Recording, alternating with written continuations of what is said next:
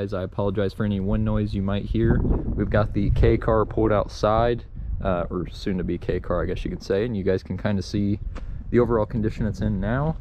It's pulled outside.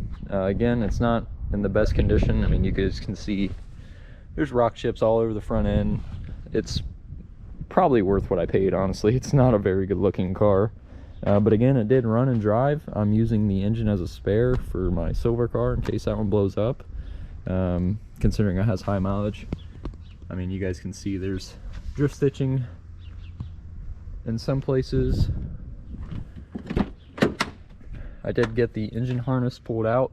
I didn't end up filming that because that was pretty much the only other thing I did since the last video. It's been kind of cold, so you guys can see the turbo truck's been leaking on it because I have them stacked in the garage. But we'll probably pressure wash the engine bay today, and right now you guys can see I did end up picking up a 2-car trailer. We are about to degrease and paint the transmission just like we did the engine, which you guys didn't see me do that either, but I figured I'd show you guys how I do it. So a long time ago, I can't remember what YouTube video I saw it on, but someone referred me to oven cleaner, and this stuff is the bee's knees. You guys can see the water pump housing right here. This is like the same color the engine was, so it was like a gunmetal gray.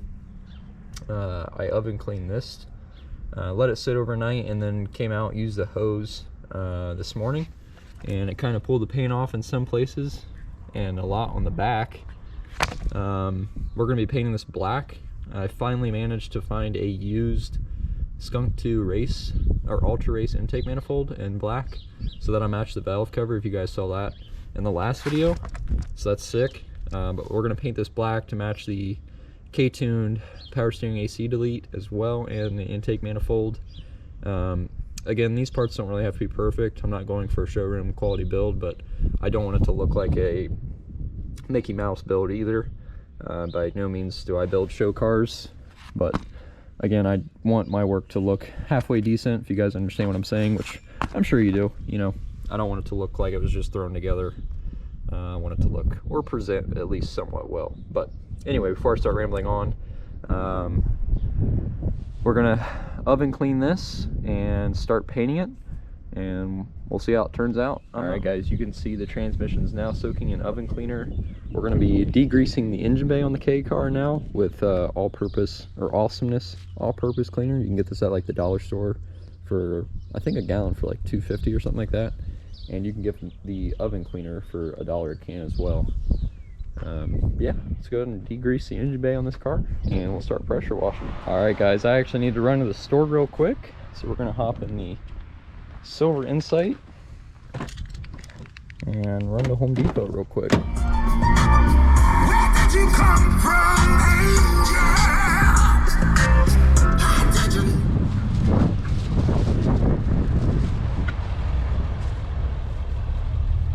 Alright guys, I do apologize, but I did get carried away throughout the day, and I did get the water pump housing painted black. As you guys can see, we still need to cut the, what's it called, the pulley that sits here. My mind's drawing a blank for some reason. We need to shave this off in order to fit the Skunk 2 Ultra Race manifold. You guys can see there. We got the 90mm throttle body as well. Still need to, I bought this used, so they had a bunch of rusty ports, and I don't like the way it looks. So we're gonna revamp that up. I cleaned it up as best as I could. Still need to clean it inside just in case. But you guys can see we kind of got a bunch of parts here. Anyway, we did get the transmission all painted up. As you guys can see, just spray bombed it. Got it looking halfway decent. Right now, we are putting on the Action flywheel, but we're going to be putting the clutch on. You guys can see the Action logo there. I was actually putting this on and torquing them down to the first step to like 45 foot-pounds or 50, and then I'll crank it up to, I think it's 87 is the spec. But I was torquing them down. I'm like, man, I should probably pick up the camera and start filming. So like I said, we're putting on this Action clutch, stage 4. I think this is 11.5 pound flywheel, maybe 9.5 pounds, something like that. So we're gonna be putting this on, and then probably later in the video we'll throw the mounts on the actual Insight and possibly put the motor in this video. I'm not really sure. We'll see where it goes. But yeah, let's go ahead and continue putting the clutch on, and we'll get the transmission on as well.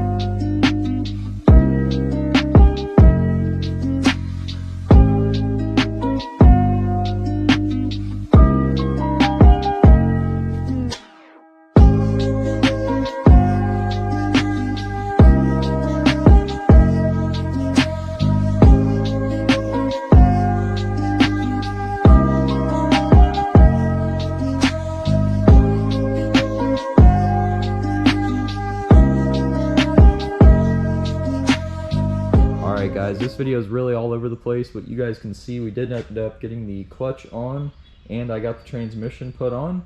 To be honest, I'm not really sure I have a good feeling about this transmission. I put it on and spun the crank over, and I'm hearing some clicking in the transmission. I don't know if it's normal because the transmission doesn't have gear oil in it. I guess we'll see once we put it in the Insight, which you guys can see we did get to push back in the garage. I got the hood off of it now. I still need to pull a bunch of stuff out of this engine bay. I need to take the stock exhaust off, the stock lower trans mount, or engine mount rather. I need to pull out the factory shift cables, just odds and ends stuff. But you guys can see we did end up getting one of the engine mounts on. I didn't see instructions in the box for the engine mounts, which shouldn't be a big deal, but would have been nice if they were there. To be honest, the more I look at this engine bay, I really want to paint it. But again guys, for right now, I just want to get this car running. And I was talking with a buddy of mine, and instead of going turbo later this year, I think I'm going to go supercharger because one, I like the way these cars sound in A, and two, I like supercharger whine compared to turbos. I overall like the power advantage compared to turbos, but you know, look at this car. It's not really going to be a race car, you know what I mean? It's, if I wanted to go, you know, 8 seconds, I'd buy EG or EK and, you know, go CSS block, do the whole 9 yards. This to me is just going to be a fun sleeper street car, and, you know, so to speak, a cheap build, you know, because nobody does these swaps. You know, there's one other one in Ohio that I know of. It's Kirsten Pierre, and he holds the Insight world record. So I mean, he's already crushing that. Yeah, but anyway, that's kind of my thoughts. I think I really want to go supercharger on this car. I think it'd be sick. And I think there's only one other supercharged Insight out right now. But over the weekend, or actually yesterday, I ended up picking up another Grom for cheap, and I think I'm gonna go ahead and get this thing washed up and, you know, get the exhaust taken off, because I'm gonna buy a Brock's Racing locally here. I got some, you guys can see the factory battery out of this car. I actually did get a set of bronze wheels, brand new Shinko mobbers, which is sick because those are like 200 bucks. And I already traded the wheels and the stock exhaust, and 120 bucks for a Brock's exhaust that's already Cerakoted, which is like a $600 exhaust, which is sick. And I'll be able to sell this Zoom that's on this bike right now, which you guys can see. It's what they call a low mount, which the muffler's on the bottom instead of the side, which I absolutely hate, because if you bottom this thing out, your exhaust is going to get screwed. But on the bright side, if you drop it, you know, the muffler's not gonna get tore up. So there's pros and cons, but yeah, this thing's sick. Super happy to have a white one. My last one was red and I hated it. So if I ever trade for another one, the guy said he's got a 2020 with 600 miles. I'm probably gonna go buy that one, take the plastics off this one, put it on that one, and then sell this one. But anyway, yeah, back to the Insight.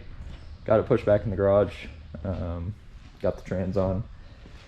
Probably gonna get in this episode here so it's not too long. Next episode will probably be me putting the engine in, taking this miscellaneous stuff out, putting the engine in, and I'm still waiting on CJ. If you guys don't know CJ harnesses, he's similar to Y-Wire, just a lot cheaper and better customer service in my opinion. Still waiting on him so I can pre-order my harness and get that all taken care of. Really hoping to have this car done next month. I just don't really see it happening, unfortunately, just because of COVID, parts delays, you guys understand. And yeah, so we still need to get this section of the water pump housing cut off, get the engine in. We need to wire the fuel pump, get the AN lines ran to the front. Really not a whole lot. I mean, I need to actually, most important part, get the knuckles put on, the 4x100 knuckle, hubs pressed in. Just really odds and ends stuff, which shouldn't take too long. Honestly, a week's worth of work and probably could have everything done.